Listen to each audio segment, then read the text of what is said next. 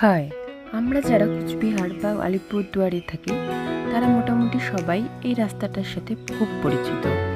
এই রাস্তাটার সাথে charm, vibe, ambience, feelings, romance, modern যুগের যত রকমের অ্যাডজেক্টিভ হয় সবই কিন্তু এই রাস্তার উপর দিয়ে গেলে বেশ ভালোই ফিল হয়।